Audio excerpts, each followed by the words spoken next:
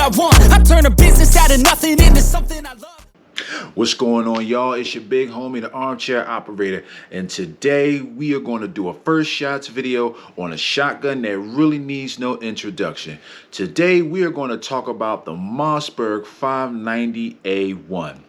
Now, before we get into the video, first I just want to give all my current subscribers, all my new subscribers, thank you very much. Is for y'all support that's really helping this channel grow. It still is in its infancy, but we're getting up there, y'all. So I definitely thank y'all for that.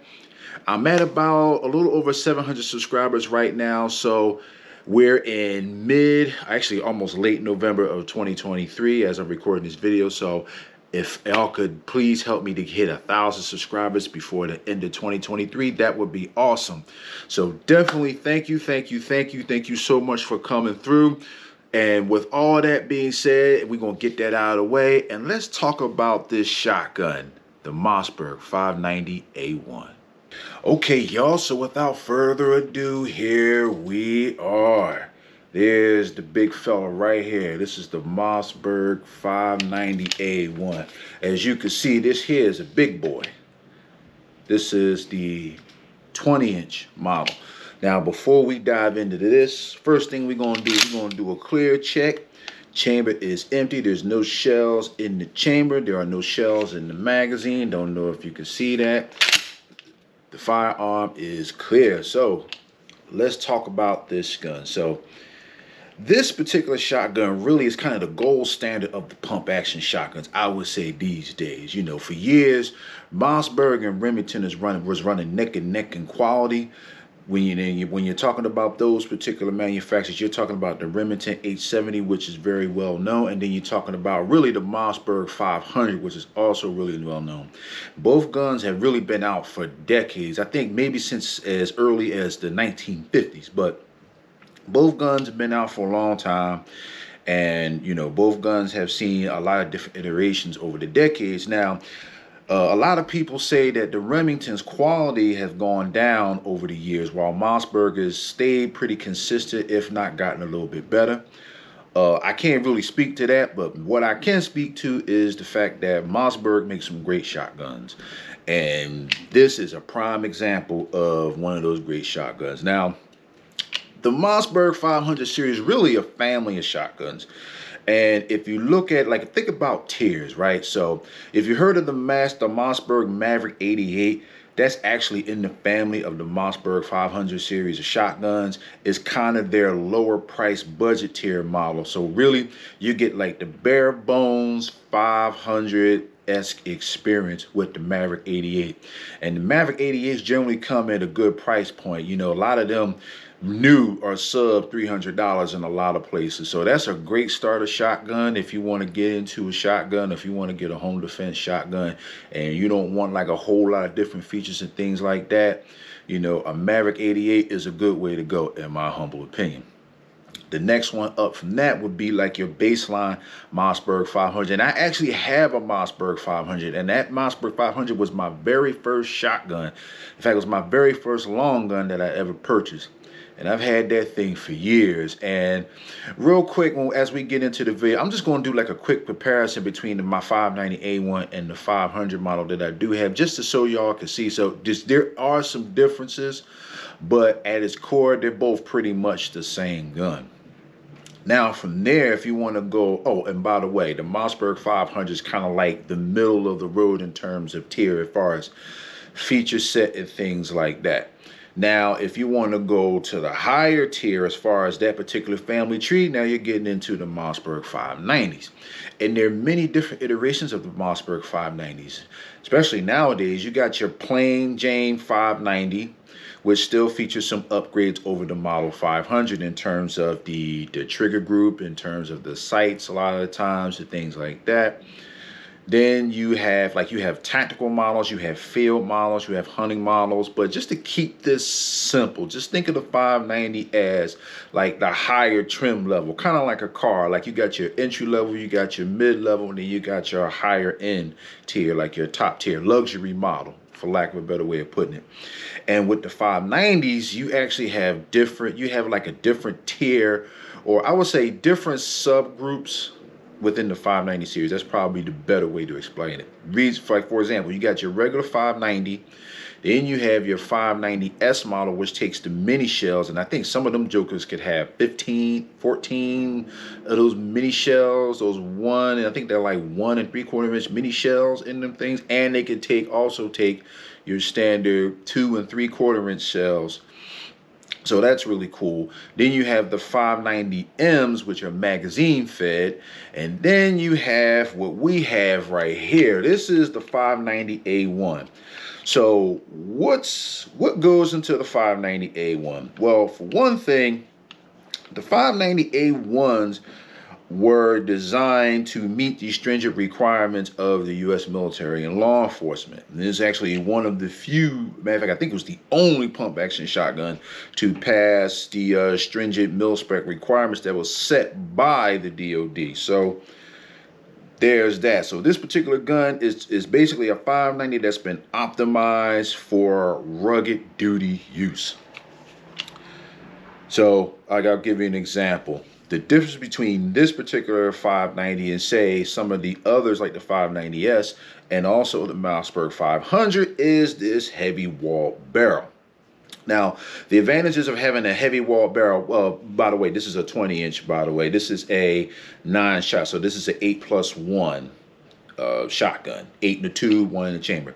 So anyway, the advantage of having a heavy wall barrel is that, for one thing, the barrel doesn't heat up as quickly as, say, a standard barrel that you would see on a standard 590 or on a standard Mossberg 500. So when you're manipulating this thing and you shoot it, it doesn't get hot as fast. So if you're putting like a lot of shells downrange or a lot of shells on a target or things like that, like if you're doing duty use or just plinking on the range or even home defense, whatever, the big takeaway for that is the barrel won't get as hot as fast as some other barrels. Now, the caveat to that is this gun weighs a little bit more than, say, your standard 590 or your Mossberg 500 because of this heavier barrel. So some of the other things that you'll see that's different are the sights. Now, I believe there are 590 models that have standard bead sights, but this particular gun has the ghost ring sight. So you got the ghost ring sight on the rear. You also have a Picatinny rail that's installed on the top. All this came from it came like this from the factory, by the way. This particular one did. And as you can see, we got the blade sight up here, right? So that's really cool. So these have upgraded sights over your plain Jane Mossberg 500 or your Mossberg 590. Now, some of the 590 models that you'll see, they won't have the Picatinny rail, but they'll still have the ghost ring sights. But they'll have these ears that surround it. It's basically just to protect the rear sight, the rear aperture, in case the gun were to fall or to drop or something were to fall on it or whatever. But this particular one, since it has the Picatinny rail installed, it doesn't have those covers, which, I mean, it's okay. Let's see what else. We got your traditional tang safety. Now, this is also a hallmark of the Mossberg 500 family tree, the tang safety. And a lot of people like the tang safety as opposed to the crossbow style safety that's featured on the Remington 870s and some other shotguns. Personally, I actually do prefer this one too, because when you're holding the gun, you can just keep it on safe, take it off safe by pushing it up, pushing it back. Is real simple. Right, so red means you know what that means. So, but anyway, so that's really cool. And also we have another safety right here. Now this particular safety is for the forend. So whenever the hammer is cocked, or rather the firing pin, really, whenever the firing pin on this shotgun is cocked, or any pump action, it locks the forend basically to keep you from accidentally taking the gun out of battery or ejecting a live round out of the chamber. But if you needed to, say, clear the gun for whatever reason, if you want to unload it, that's what this button is for. I don't know if y'all can see that, but that's what this button is for. You just push it in and then rack the pump back, and then you're good to go. You can close it anytime you want. So that's good to remember, right? So that's what that particular button is for. And as you can see here, well, I don't know if you can tell, but it has the metal trigger guard here. And for the most part, and I believe the receiver is still aluminum, just like it is on the other 500s, but For the most part, it's not all that dissimilar from a standard Mossberg 500, mind you. Now, one thing that is kind of that's a big difference between this and the 500 and the Maverick 88s is this guy right here. So this is the magazine tube, and this has a cap. Now, this particular guy, like if you wanted to take the spring out, you would just unscrew this and remove the magazine spring and follower. And if you need to clean the magazine tube, you can. And also too, this model has the bayonet look, so I wanted to point that out. Now that's a big difference between the Model 500, because on the Model 500, which is what this is, real quick, clear check. Gun is clear, as you can see. There are no shells in the chamber. Gun is unloaded. But this is like I guess you call this a lug, a barrel lug, if I'm not mistaken. So that's a big difference too. So there's a lot of parts interchangeability between the two models, but there are some that are not, and this, I believe this is one. So I believe I can put a barrel extension on the 590, but it won't fit the same way on this, because with this, once you take this lug off, you don't really get access to the spring that's in here like you would on the 590. But you also, just to let you know, if I wanted to remove this barrel, to say if I wanted to replace it or to clean the gun for, you know, for maintenance, of course, obviously I would have to unscrew this guy and take it off. But it's a little, not too much different with this, but it's just something to be mindful of and be aware of. But anywho, back to the 590s. I mean, yeah, 590A1. So we have a standard buttstock, but this particular one comes with the speed feed. I don't know if you can see that. You could fit 2 additional shells on this side and 2 more additional shells on that side, for a total of 4 additional shells that you can have on the gun. And I think that's really cool. And then we also have an M-LOK 4 in here. I had these rail covers installed, so that's the basic reason why you don't see the M-LOK slots, but they're still there, because you can see these right here, and you can see these right here. I like the rail covers. I like the look of them, and it also helps me to grip the 4 in just a little bit more, but it's polymer, so it's not a big deal. It's not like it's going to be like a cheese grater on your hand or anything like that. But, and of course, you have the customary dual action bars. That's also another hallmark of the Mossberg 500 series of shotguns. So, all in all, it's a really good gun. I do plan on replacing the buttstock with the Magpul style. So that's an easy one. That's an easy one to do. Replacing the buttstocks on these is cake.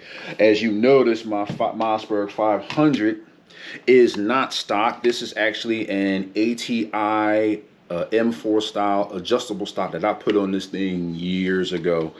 And I like this because I can lengthen the length of pull if I want to, or I can collapse it all the way in. Plus, I like the pistol grip. Nice wide grip for my hands, and it's really, you know, I can really get on the gun like I like. Now, these receivers are also drilled and tapped. So, and I think the Maverick 88s are not. I'm not 100% sure about that, but I know the Mossberg 500s and the 590s are. So that's how I was able to get a Picatinny rail installed on this guy, because it didn't come with one on the factory. So I just installed the Picatinny rail and I put my SIG Romeo 5 red dot on it. But from the factory, this just came with a standard buttstock, and it came with the standard B sight. So I just added the red dot to give it a bit more functionality. But why am I talking about the 500? Well, for example, the differences. So another difference between the two is this Mossberg 500 has a blued finish. Okay, it's a slicker finish. It's not quite as durable as the Parkerized finish that you see here on the 590A1. Parkerized finish is a little more porous, but is more corrosion resistant than, say, the blue finish that you see on the 500s and other similar shotguns. So, you know, all in all, it's a really cool shotgun. I wanted another pump action shotgun that I could use in a home defense role. I do plan on kitting this thing out with some lights and another red dot in the near future, as well as changing the buttstock to the Magpul style. And there is no side saddle on here just yet, but I do plan on buying another set of S-Tac side saddles and putting that on here so I can really set this particular gun up for home defense. Now, with all that being said, let's go into how it handled for me on the range. All right, so on the range, the first thing that I've noticed about the gun on the range is because of its weight, it was a lot softer shooting versus my Mossberg 500. Now, most of the loads that I've put through the gun during my shooting, I would say shooting trials for lack of a better way of putting it, was pretty much Fiocchi 11-aught buck, 2 3/4 inch buckshot. And those loads, they're okay. I've had a couple issues, you know, while I was doing my first shot, specifically with those loads. Now, one thing about 12 gauge shells that I've learned over the years is that strangely enough, they're not all created equal. And a lot of times, because they're made of plastic, there's some variations in the actual shells itself, and it can even go as far as variations of the shells in the same box, right? Some shells could be a little bit longer, a little bit shorter. The crimp could be a little bit different, whatever the case may be. It was just strange, but the few issues that I did have, I attribute that to the shells itself. So, obviously, pump action shotguns are very reliable. But if you remember, if anybody has seen my pros and cons shotgun video, you would be familiar with when I said that you really have to know how to manipulate a shotgun in order to really take advantage of a pump action shotgun, to really take advantage of its reliability. One of the things that you want to do is you don't want to short stroke the pump, and you don't want to slam it back and forth as hard as you can. Doing so could cause the action to get stuck. You could cause a malfunction. You don't really want that. You just gotta rack it with a bit of authority, but not like try to beat the hell out of the damn gun. So, but anyway, like I said, the gun, the 590A1 is softer shooting than my Mossberg 500. So the good thing about it is it doesn't really wear your shoulder out because of that extra weight, that heavy wall barrel. But the downside is you're holding more weight out in front of you. So if you're manipulating the shotgun, like if you're doing transitions, or if you're like, you know, like for example, if you were doing a competition, why with a 590A1 would you do a competition? I don't know, but I'm just saying, if you're transitioning, if you're moving around and going for different targets, so on and so forth, you're going to feel the weight a bit more than say at 500 because it's lighter. That's the good thing about a lighter shotgun. It's easier to move around and so on and so forth. But the downside to that is not only is the barrel going to heat up faster than that of a 590A1, but you're also going to feel more felt recoil. And that was very noticeable the minute I put my full house slugs through there. Like, you really feel it. Like, me personally, I could take it. I'm good with it. I like it. But a lot of people, I could see how the recoil would turn a lot of people off. But all in all, the gun handled very well on the range. Of course, I have maybe about 110 or 120 shells through it. I haven't put a whole lot of shells through it just yet. I've had it for maybe about, I think I might have had it for about a month. Close to it by now, but I haven't put a whole lot of shells through it. I do intend on putting more shells through it. I just need to buy more. But all in all, it was a great shoot. I really enjoyed it. I really enjoyed the sights. Oh, one real quick about the sights. So some flavors of the 590A do come with different sights. I've seen models with a fiber optic front sight. I've seen models with night sights. They're going to cost you a little bit more, just so you're aware. I just have the standard ghost ring sights, which is fine enough for me because I plan on putting a red dot on there anyway, so I'm not worried about that. There's a 590A that comes with a bayonet too. So as you can see on the one, as you saw on mine, it has the bayonet lug right here. So if I wanted to get a bayonet, I could install one. Am I going to do that? Probably not. I really, I don't know. Probably not. But anyway, it's an option should you decide to explore that. So, but anyway, guys and gals, I want to wrap it up here. Like I said, it's a really good gun. It's a really good shotgun. I definitely highly recommend it. But if you're going to get into any pump action shotgun, whether you're talking about the 590A1, the 500, the Maverick 88, whatever, You definitely have to practice and train with that shotgun. You have to. You got to practice keeping that gun topped off. You got to practice racking the action. You got to get used to it because, like I said, it's a different beast. It's a different beast, and it's very easy for you to trip yourself up if you're not used to manipulating a pump action shotgun. So anyway, that's it for me for today. Thank you so much for watching. And again, if you liked the video, please let me know by smashing that like button, hitting that subscribe button, sharing the video, and turn on those bell notifications so that way you all can be updated whenever I drop my latest content. All right, and without further ado, this is your big homie, and I am out. Peace.